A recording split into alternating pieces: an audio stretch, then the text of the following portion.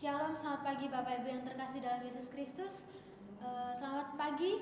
Pada pagi hari ini kita akan mengikuti ibadah kenaikan Yesus Kristus. Dan sebelum kita akan mendengarkan kebenaran firman Tuhan yang akan disampaikan oleh Bapak Pendeta Dwi-Suyanto, kita akan sambut firman Tuhan ini dengan satu pujian oleh kuasa darah-Mu.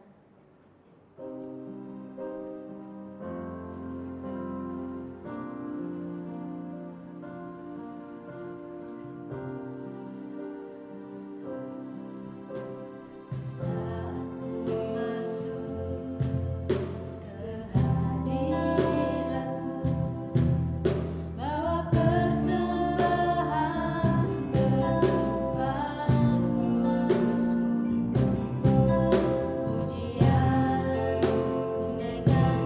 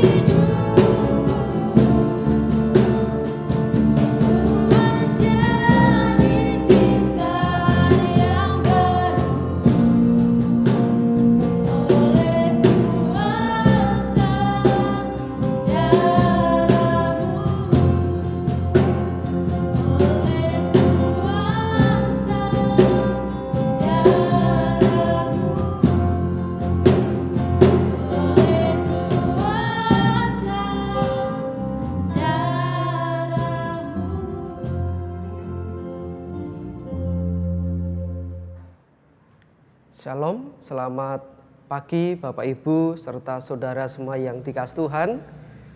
Pada kesempatan pagi hari ini kita mengikuti ibadah kebangkitan Yesus Kristus.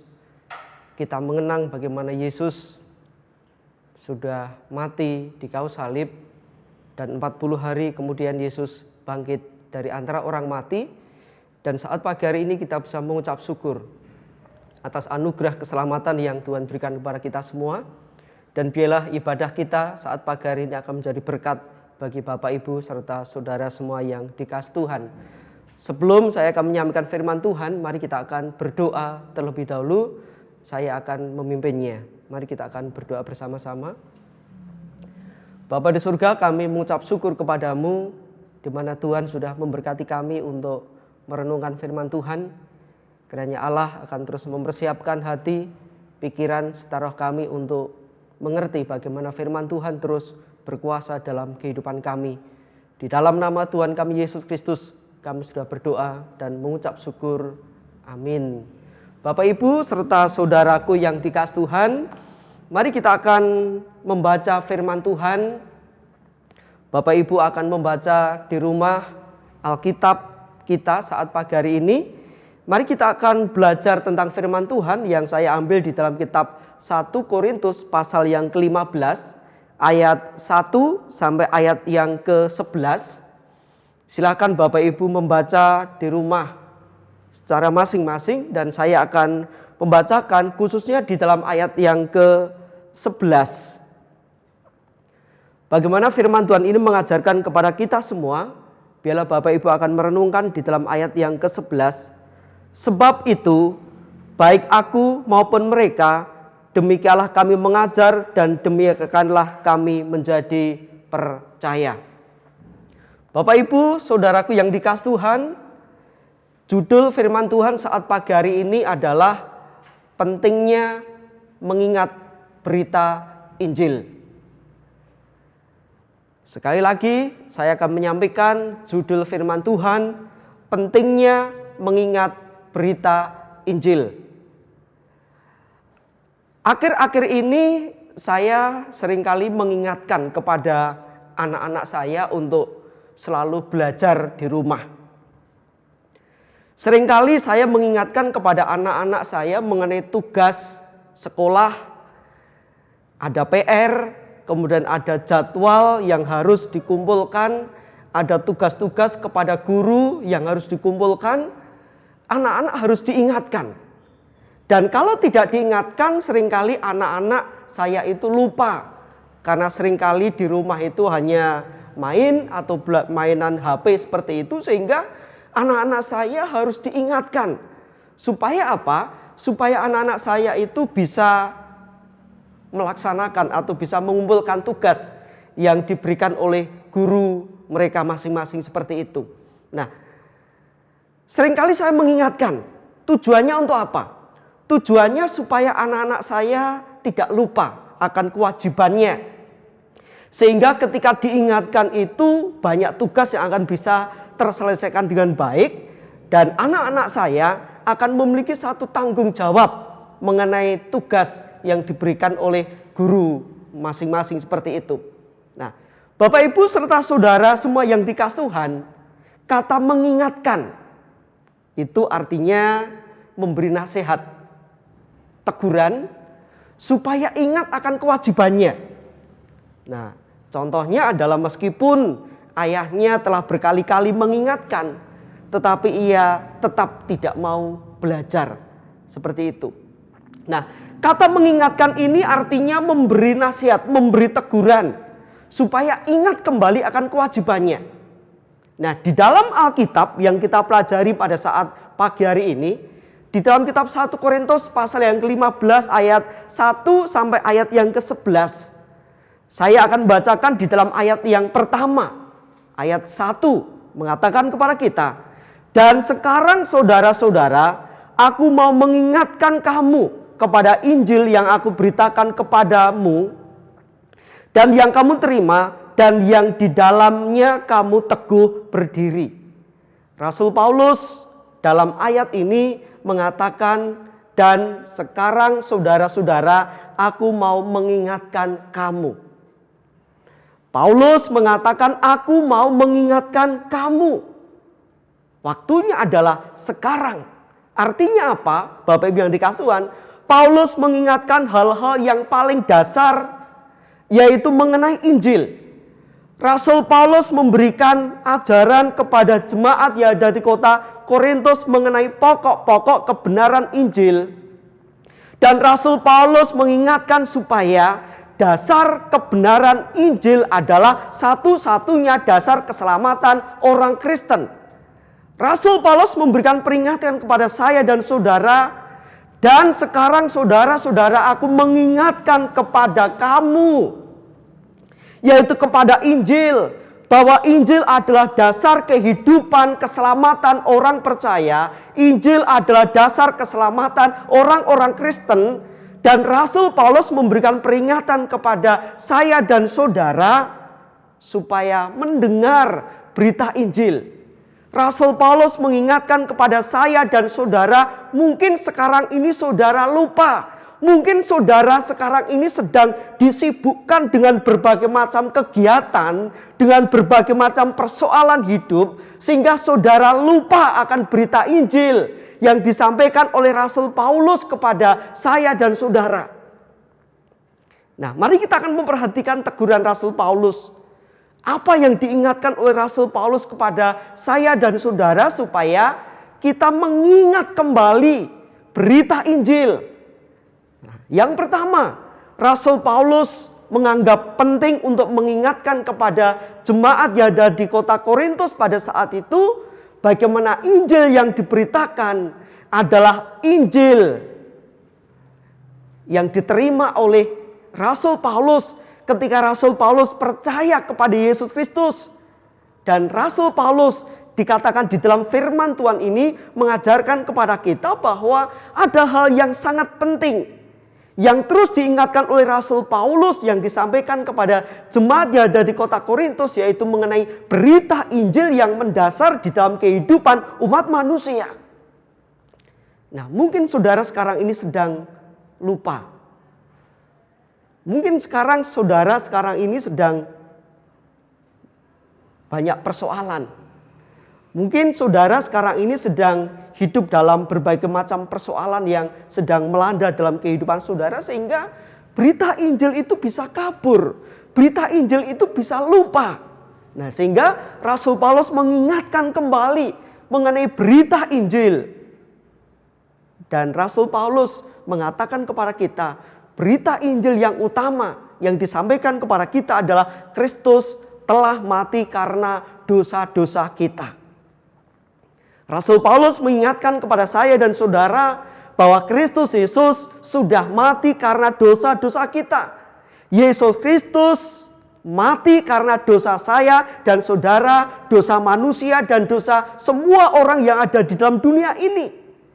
Jadi pada saat pagi hari ini kita mengingat mengenai kebangkitan Yesus Kristus, di mana kita sebagai orang percaya 40 hari yang lalu mengingat bagaimana Yesus Kristus sudah mati di kayu salib, dan 40 hari sekarang ini kita bisa mengingat bagaimana Yesus Kristus yang mati sekarang ini sudah bangkit kembali dari antara orang mati. Dan ini adalah satu berita sukacita yang disampaikan oleh Rasul Paulus kepada saya dan saudara, bahwa peristiwa yang disampaikan oleh Rasul Paulus ini adalah peristiwa yang berasal dari Allah. Sehingga kita harus mengenal siapa itu Allah yang saat ini sudah bangkit dari antara orang mati. Nah, Yesus mati karena dosa saya dan saudara. Ini yang diingatkan oleh Rasul Paulus kepada saudara semua pada kesempatan pagi hari ini, bahwa Yesus Kristus itu mati karena dosa saya dan dosa saudara. Nah, kemudian yang kedua, firman Tuhan ini mengajarkan kepada saya dan saudara bagaimana firman Tuhan ini mengajarkan kepada kita bahwa Yesus sudah menampakkan diri. Ketika Yesus mati, ketika Yesus disalib, Yesus menampakkan diri kepada 500 saudara. Ini bukan hal yang sepele, saudaraku yang dikasihi. 500 orang ini bukan orang yang sedikit jumlahnya, tetapi ini ada orang yang begitu banyak yang menyaksikan bagaimana Yesus Kristus itu sudah menampakkan diri. Ini artinya bahwa kebangkitan Yesus Kristus itu disaksikan lebih dari 500 orang. Bapak Ibu bisa melihat di dalam kitab Kisah Para Rasul bagaimana Yesus sudah menampakkan diri kepada 500 saudara, dan juga di dalam kitab 1 Korintus 15 ini juga Yesus Kristus menampakkan diri kepada Yakobus, dan yang paling akhir bagaimana Rasul Paulus juga melihat Yesus juga menampakkan diri kepada Paulus saat dalam perjalanan ke Damsyik. Ini adalah satu hal yang membuat kita berbahagia bahwa Yesus Kristus tidak mati selama-lamanya, tetapi Yesus bangkit dari antara orang mati. Nah, pada kesempatan pagi hari ini mari kita akan belajar sesungguhnya apa makna kebangkitan Yesus bagi kita. Apa makna kenaikan Yesus Kristus bagi kita, bagi saudara semua yang dikasihi Tuhan. Firman Tuhan ini mengajarkan kepada saya dan saudara bahwa Yesus mati bagi dosa saya dan saudara. Ini yang perlu saya tekankan melalui firman Tuhan kita pada kesempatan pagi hari ini, bahwa Yesus Kristus mati bagi saya dan saudara semua yang dikasihi Tuhan. Dan ketika saudara percaya kepada nama Yesus Kristus, saudara juga akan dibangkitkan. Saudara juga akan hidup bersama-sama dengan Yesus yang ada di surga. Dan saat ini Yesus ada di surga, menyediakan tempat bagi saya dan saudara, supaya saudara yang ada di dalam dunia ini yang percaya kepada nama Yesus Kristus, yang menyerahkan hidupnya, dosa-dosanya diampuni, sehingga saudara akan hidup juga bersama-sama dengan Yesus Kristus yang saat ini bangkit dari antara orang mati. Karena Yesus memberikan pengampunan dosa kepada umat manusia, dan Yesus juga mengajak saya dan saudara supaya menikmati kehidupan yang baru di dalam kerajaan surga yang sudah dijanjikan Allah kepada saya dan saudara. Nah, kebangkitan Yesus menjadikan orang percaya dibangkitkan dari kematian.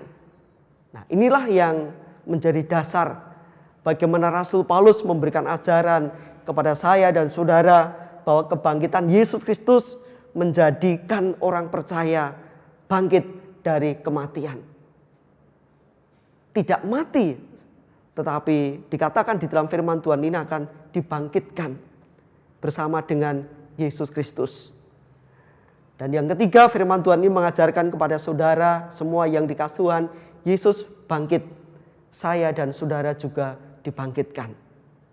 Nah, ini satu peringatan yang disampaikan oleh Rasul Paulus kepada saya dan saudara semua. Paulus mengingatkan supaya tidak melupakan Kristus. Paulus memberikan peringatan kepada saya dan saudara supaya tidak melupakan akan berita Injil. Tetapi Rasul Paulus mengajarkan kepada kita supaya kita akan lebih mengasihi Yesus. Seperti Paulus dikatakan di dalam ayat yang ke-10. Tetapi karena kasih karunia Allah, aku adalah sebagaimana aku ada sekarang, dan kasih karunia yang dianugerahkannya kepadaku tidak sia-sia.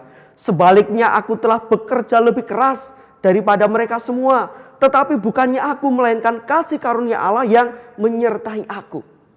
Nah, Rasul Paulus sudah bekerja lebih keras daripada mereka semua. Karena apa? Karena kasih karunia Allah menyertainya.